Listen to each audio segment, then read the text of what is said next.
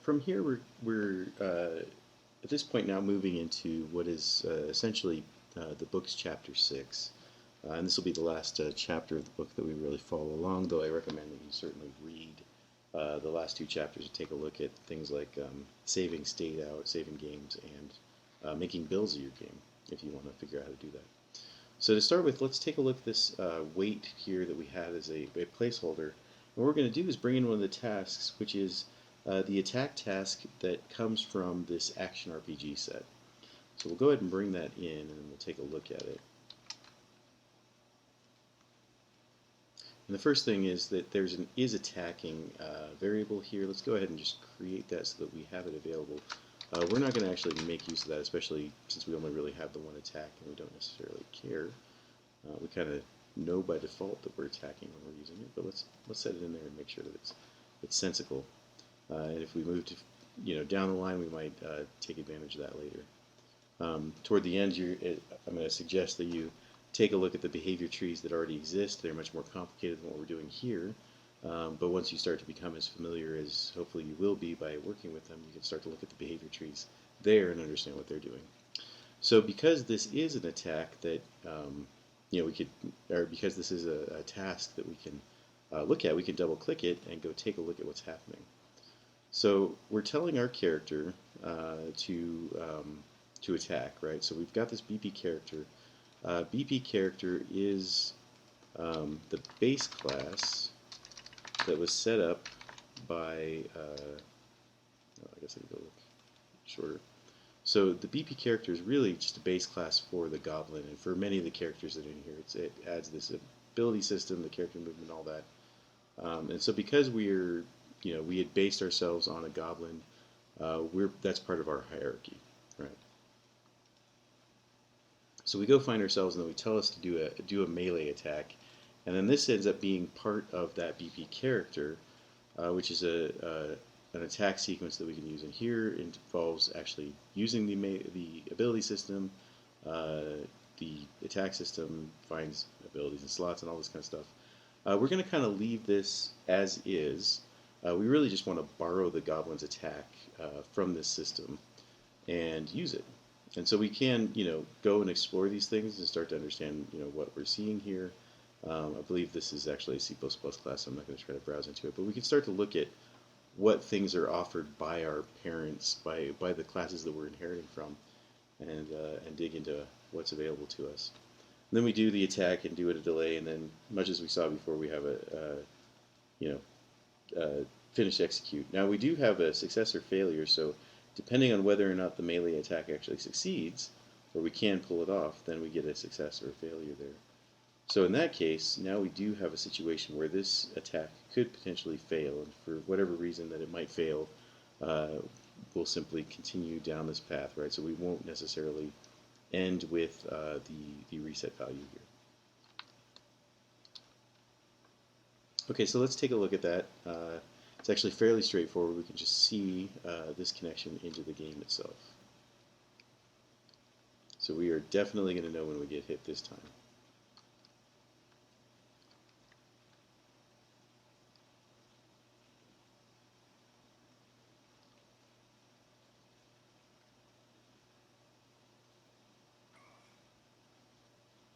Now he's also moving somewhat close here.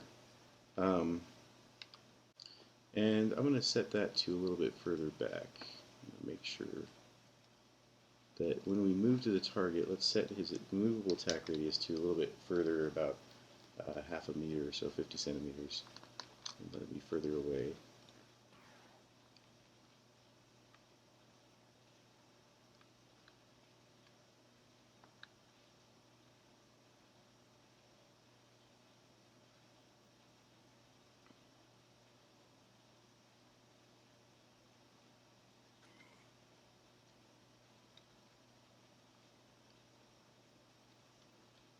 Now one thing I am noticing here is that he's not actually finishing out the task.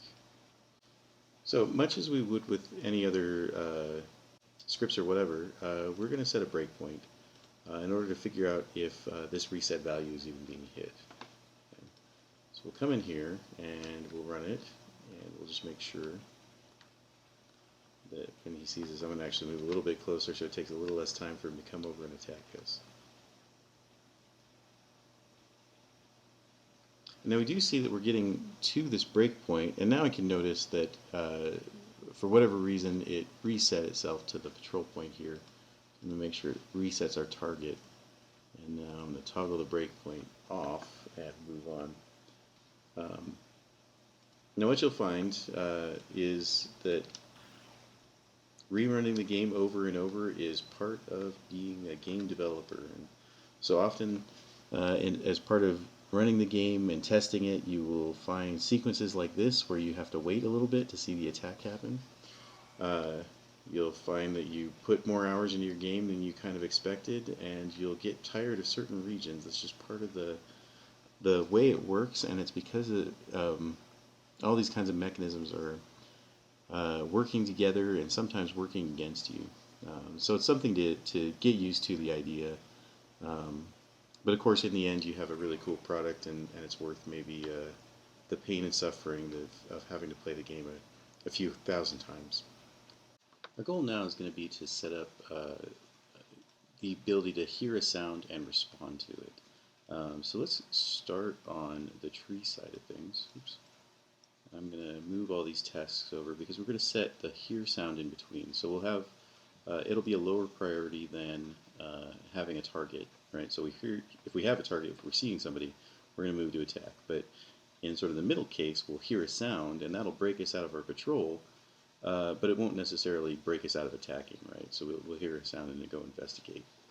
So we're going to have a new sequence here.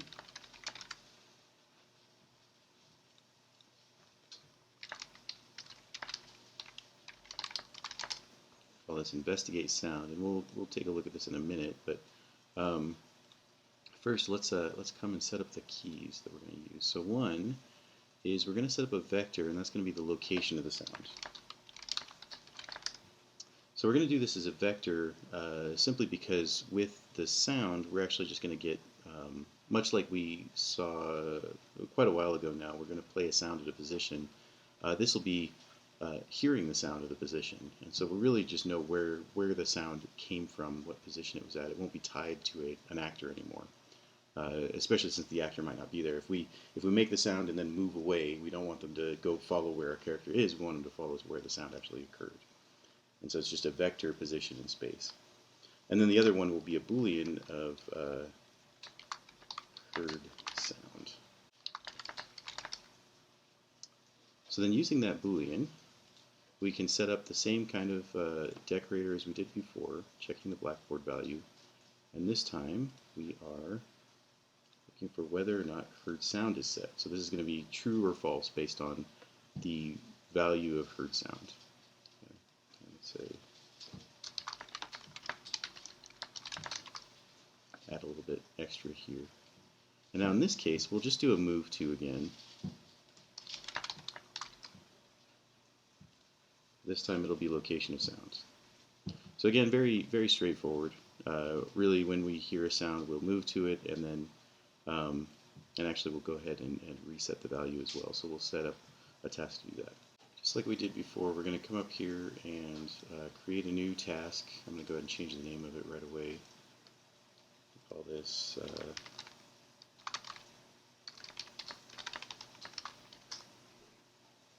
and there, you're welcome to investigate ways to make these a little smoother, make them less repeated code. I certainly encourage that, but for the sake of explanation and especially following along with what the book's doing in this case, we'll go ahead and keep as we are. So once again, we're going to have a blackboard value. Let's go ahead and we're going to set the blackboard value as bool this time, and so we'll go ahead and also set our value again, but this time as a Boolean.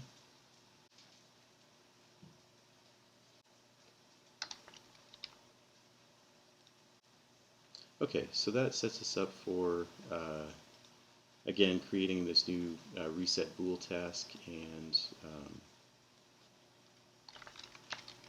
making sure we've investigated the sound, right? So we heard a sound. We'll go in and reset our sound when we. Oops, we need to make sure that's public variables. We'll set heard sound back to false whenever we do it. Now, actually, we're going to add it. Let's go ahead and add in a wait here as well. So if we get to that area, we'll go ahead and wait, and we could even imagine if we had the right montage attached to our character or animation sequence, we could play a looking around animation sequence. Now we need to add in the abort lower priority, much as we did over here, because again, if we hear a sound, we want to make sure that while we're in our patrol sequence, or even if we're stuck, don't know what we're doing, if we hear the sound, we're going to go investigate that, right? So it's going to abort the lower priorities that way, and do it in that fashion. Now in this case, we're also going to potentially be aborted by this higher level priority, right? So if we've heard a sound and then we also see the player, now we're dropping out of this task and moving over here. So there's an extra task execution that can happen in here, which is an execute abort. Okay, and so that means that we have received the abort call, but this lets us have a chance to do something else, right? And so in this case, we want to make sure that we sort of reset the hearing a sound, because otherwise what's going to happen is as soon as we sort of go through this attack phase, go and attack our target, move through, we're going to move back to where the sound is, right?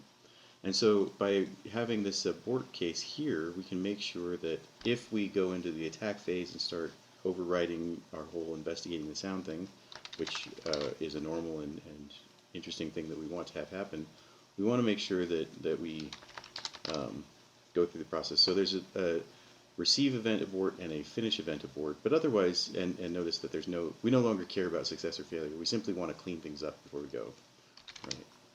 And so we'll set that up, and then this is going to guarantee that even if we abort out of this, oops, we will still reset the key as before. So we're really doing it in either of these two cases. So now we have the full setup here. And I always find it a little strange that we see the lower priority nodes here. We know they're lower priority here, but we also, I guess, really just need to pay attention to the fact that this is going to abort the lower priority at this point and understand that these are the lower priority. The visualization here is a little bit bonked. Okay, so now we've got this set up. Now we need to move in and connect at least our controller up. So let's start working on hearing the location. So we'll go ahead and add in our hearing and noise, but let's take a look real quick at the two settings related to noise hearing. So we looked at the sight radius, and again we know you have to have line of sight. You have to actually have nothing blocking in between to be able to see that, and we can see 50 meters away. There's actually two versions of hearing, right? One is that we have line of sight to the person, so it's 360 degrees in this case, but there's nothing blocking us, and so there's nothing to sort of dampen the sound. Whereas here, we don't necessarily hear behind wherever we are, but it dampens the sound, or we don't necessarily see who's behind that wall or whatever, but we can still hear behind walls and things like that.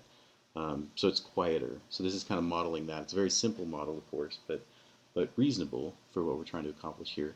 But I think these are a little bit low, given where they sit and the fact that we might be behind the rocks. We want to kind of make sure that we can hear behind the rocks. So for example, at least, I'm going to set this. And these are, again, parameters that you are encouraged to tune and play with. You are encouraged to sort of play this game and try to find the corner cases, right? This is part of the task. Figure out, is the size correct for, say, having an enemy behind the block, and should they still be able to hear you, or should they not be able to hear you? Do they have to be pretty close? These kinds of things. And these, it's one thing to measure out the numbers, but it's another thing to see how it feels in the game. And so this again is another reason that you will play the game a lot, any game that you make, and so you should be prepared for that. Okay. So this part's pretty easy. We already have a location in there. That's going to tell us the location of the sound, where it was. And so all we need to do is come in and say Oops, I'm going to get my Blackboard reference first.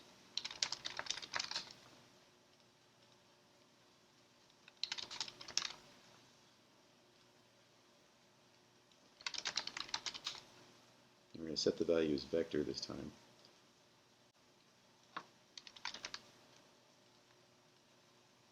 And as always, when it comes to setting the key, I'm going to come over to my Blackboard and make sure I copy the key exactly.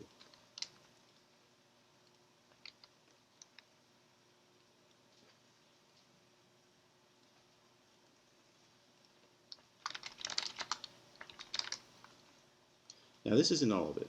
So there's another piece that we need to connect in, because creating noise, although we can create sounds, to the player, creating noise to the AI, to the sensor, requires a little bit extra work. And actually, setting noise to the player requires a little extra work. We have to create a noise emitter, play a sound at a location or something like that.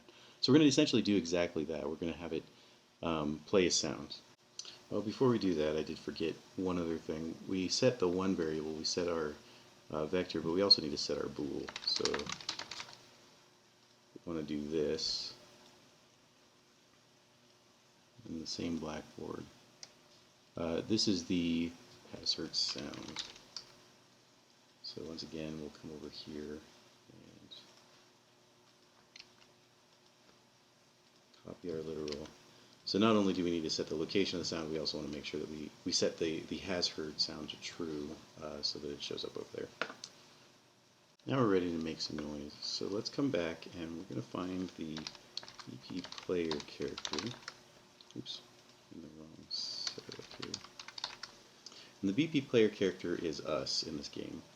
So we have quite a few things going on here. I want to look at my event graph.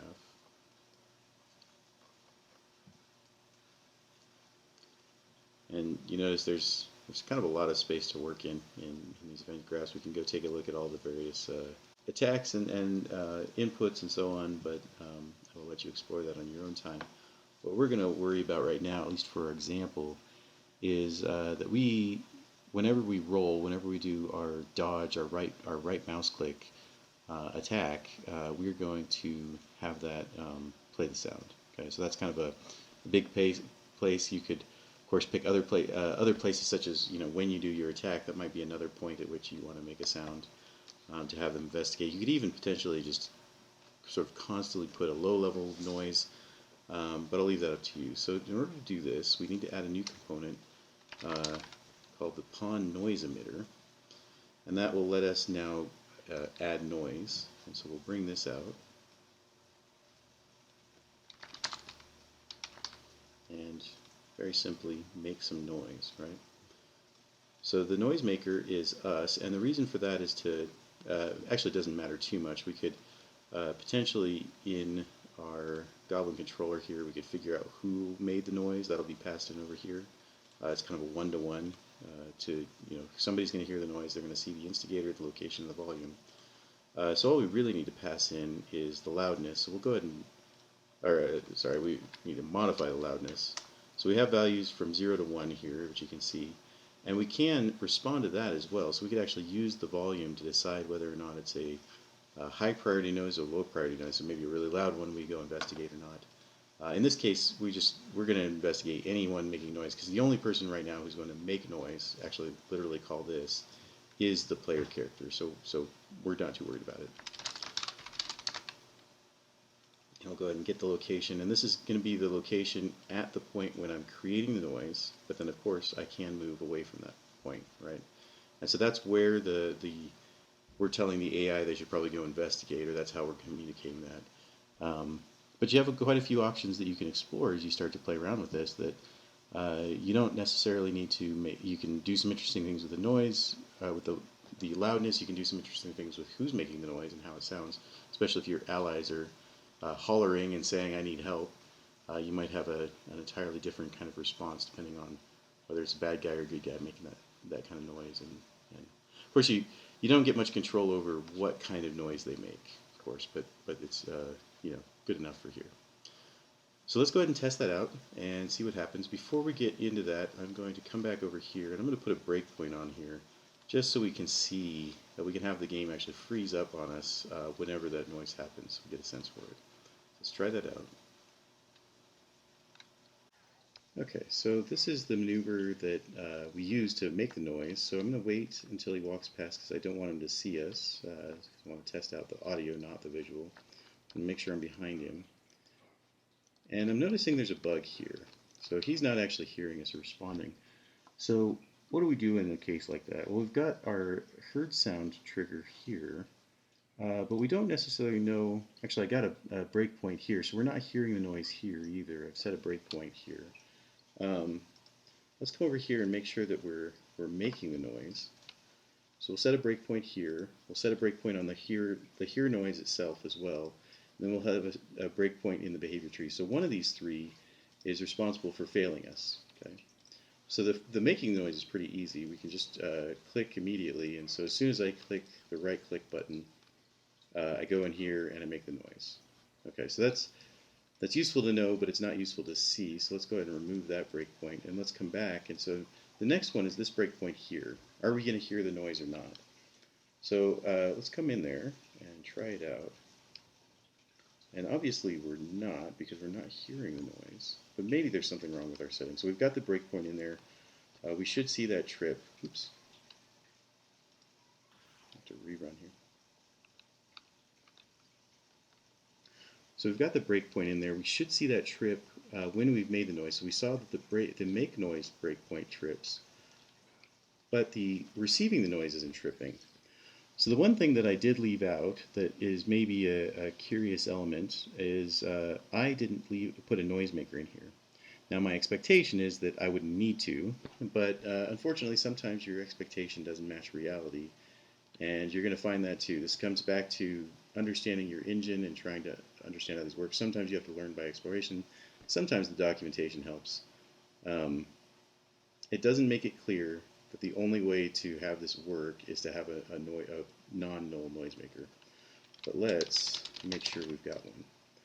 So now we've got this guy connected. I'm going to leave the on here noise here so we can make sure that this is all running through, and then we'll pull this this breakpoint once we see that the noise comes through. So once you start getting complicated enough, you're going to find that you do have to start breaking it down.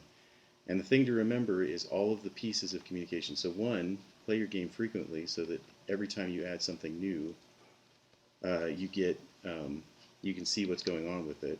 So now we actually see the trigger. And two, understand. So every time you add something new, you play your game and test it, test just that piece out. And if something's going wrong, then you look at those pieces that you change. So in this case, we look at all the pieces that are involved in the communication and try to narrow down which is the one that's causing our problem. So now we've got our breakpoint. So now we've got our breakpoint there. Let's go ahead and remove that one.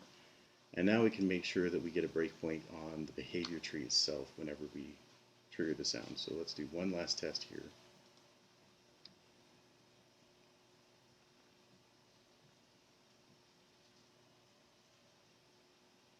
Again, we'll wait till we're not invisible. Make sure he's looking the other way. Okay, so now I've tripped the sound, and he's going to move to my location. So we can finally come back, and of course now he's seen us because he came over to investigate, and now he's attacking us. All right. So let's remove the breakpoint here and see where we go. So having come this far, you may have started noticing some strange behavior. And so part of the strategy here is, one, it's important to start playtesting. Right? You need to run the game and try some things out and see what kinds of strange behavior. So I'm going to trigger him here so he chases me down.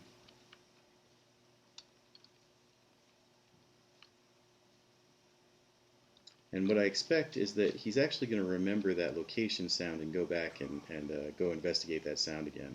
So he's going to go over there and pause for a minute and then return to his patrol path. So what's going on there? He didn't seem to forget the fact that he needed to investigate the sound even though he saw the reason for his investigation. So let's dig into that.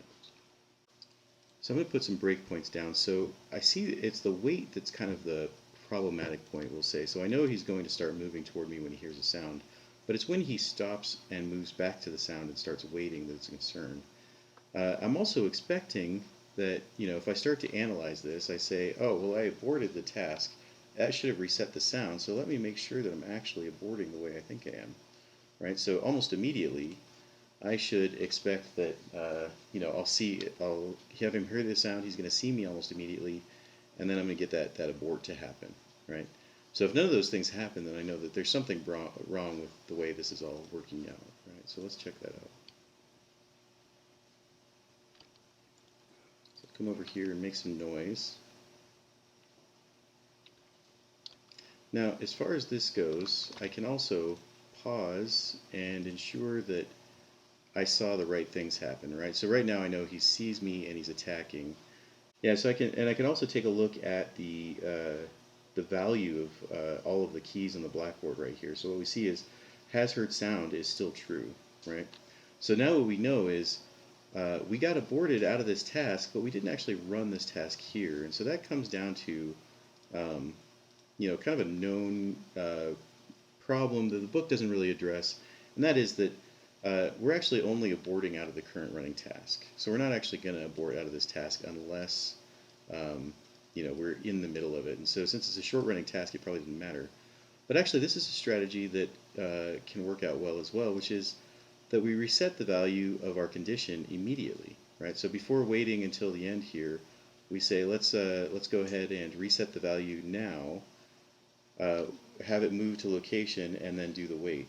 Now we could do it here, but let's isolate it one at a time. So let's, rather than moving this reset target over this way, let's just leave it with the reset heard the sound, and then move to location and then wait, right? So now what we should expect is that this runs almost immediately. If for some reason it does abort this task, now we might see our abort task execute right away. But probably because it's so quick, it's just going to set the has heard sound to false, and then we're going to move on. So actually, just to look at this carefully, I'm going to put in some breakpoints both at the beginning of the target, the beginning of the sound. I'm actually going to come over here as well, and I'm going to put a breakpoint on when we set the sound, right? So this pawn sensing, when we decide to set that we've heard the sound, just to see the full behavior take place. And that'll help me watch the activity as it happens. So I'm going to come over here, I'm going to trigger him, and I see that I get the set value here, and so I'll resume, and immediately I come into the has heard sound, and so I'll go ahead and resume again. And now we see that I've almost immediately also seen my target. So let's go ahead and resume. I'm going to come over here and at least make him come and attack me, and we'll see what happens in terms of what he decides to do there. So I'll just make him attack me here. Okay, so he did the attack, and now he's moving on. And so we get the kinds of behavior we want, which is that he's moving on and going back to his patrol route. So this is pretty decent setup. There's still many small little gotchas that can happen, and you might actually notice those as you start to play with this more. Some potential unreliability in terms of when the sound happens, or the timing sequence of when we reset the target and when he sees a target again. I'm not going to. So I encourage you to investigate that and walk through it. I'm not going to walk through all the potential problems here, but I encourage you to use the tools that you have at hand to explore, to start to question how things work. When we're triggering, when we're aborting, make sure you understand how those. Do experiments to understand how those work if you don't necessarily have the documentation at hand to kind of explore those, or the documentation doesn't seem clear enough. Because that's all part of learning the engine and understanding what the tool that you're working with, and so that becomes part of it as well. So um, certainly use these kinds of tools to improve your game and test it out and find the weird corner cases. Especially again incrementally as you add new complexity, test those out as thoroughly as you can before you move on. And so speaking to that, we'll now move on to add more complexity from here. In this last stage, we're going to make our enemies spawn in. So we'll have kind of two options that way. One, we can have known locations and have these enemies patrol. And so you've seen that example. We're just pretty much at this point going to swap them out and make a spawn version.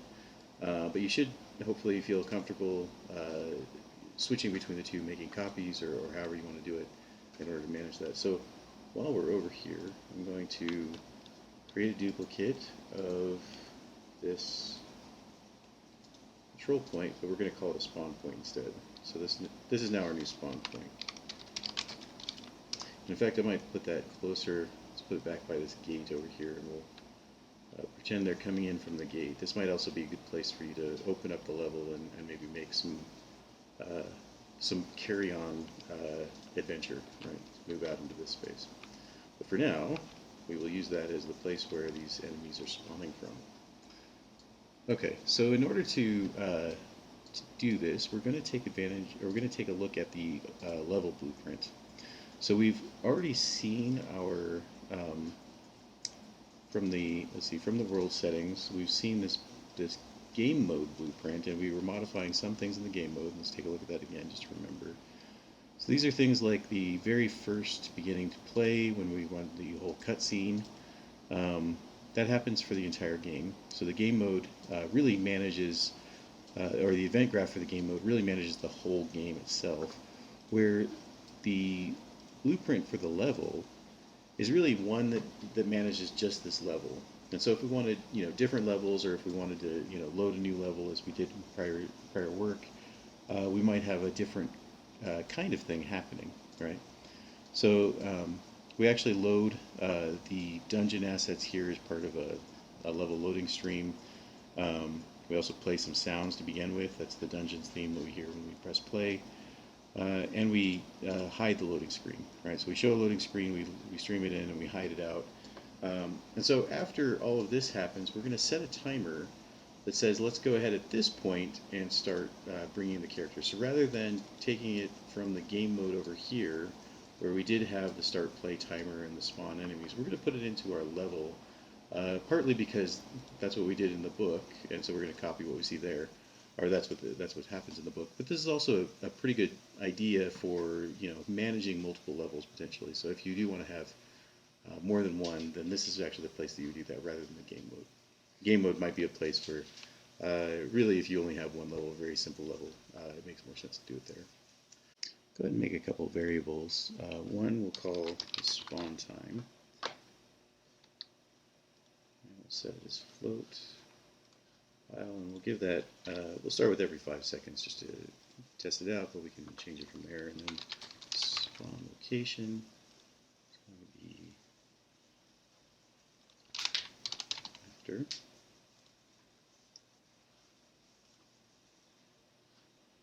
And our default will be that spawn point that we just set up. So this one here. And then what we're going to do is we're going to create a timer to fire off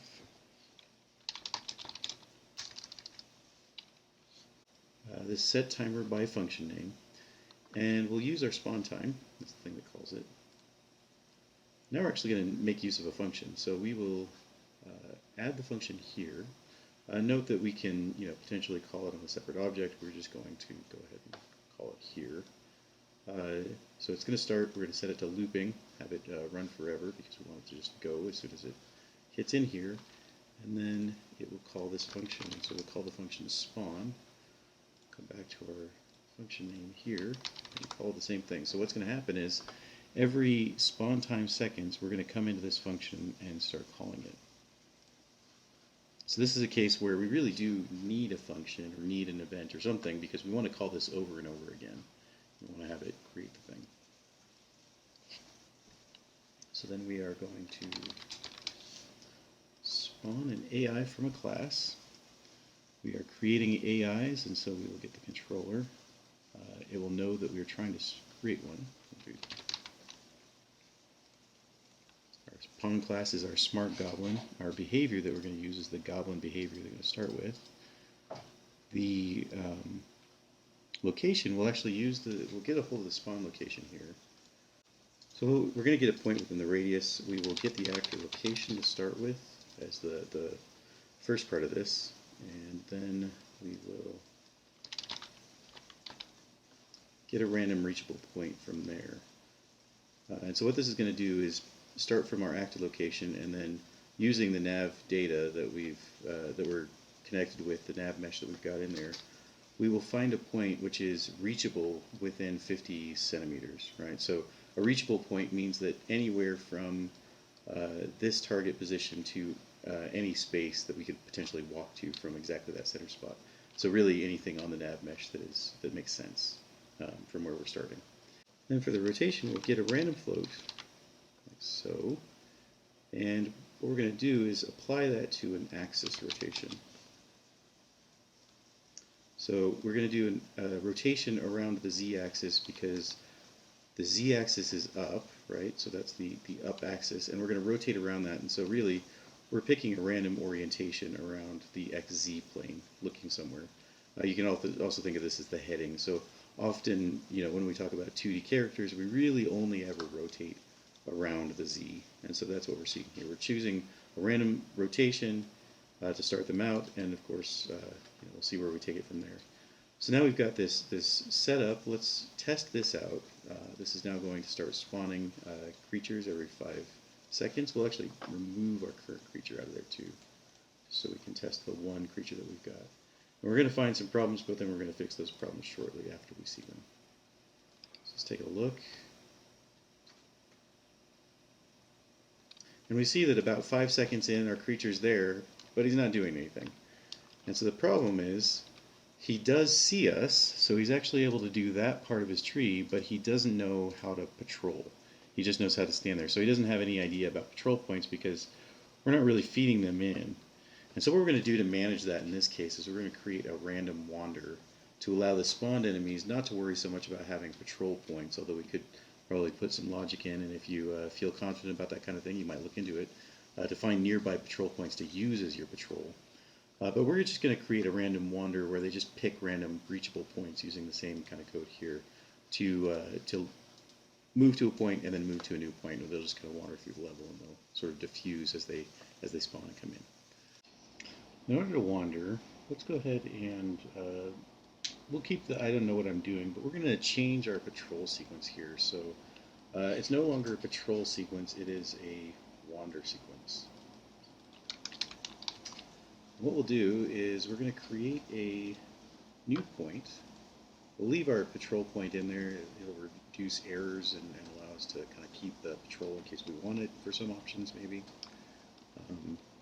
Again, I'll let you kind of think about having maybe both a wander point and a patrol point and wondering whether or not the patrol point is set, right? So you could actually check and say, I'm going to patrol if I've got a patrol point set, otherwise I'm going to wander. I'll describe that, but of course that's going to be left as a detail to you. So given that, now what we have is we're going to move to the wander point here. What we need to do is come up with a way of generating those wanders. So we're going to create yet another task. So this one, go ahead and rename it again. Come over and find our project space here. We've got our new blueprint. We'll call this one BT task wander point. This is going to look similar to what we just did. So in the level setup, the level loader right here, we got the actor's location, or we got the spawn point's location and found a random or reachable point. Now what we're going to do is we're going to get our actor's location, which is non-trivial in this case. We're actually going to get cast to AI controller, because that's what's tied to our behavior tree, and then we're going to get pawn. And so we get controlled pawn from the AI controller. And then, now we're going to get our pawn's location.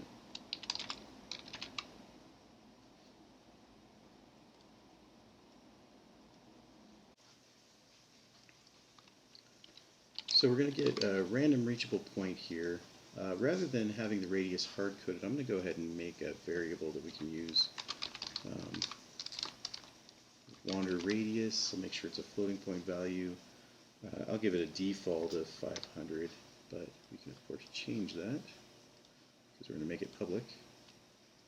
And now, just as we did before in the level when we were spawning, we're going to choose a walkable region, and then that's going to be our new point. So we'll go ahead and set the Blackboard value as vector, and we'll give it the vector that we want, and then we'll get key. It's going to get our key value that we're passing in. And then lastly, we'll finish execute with success to let us know that our tree is good.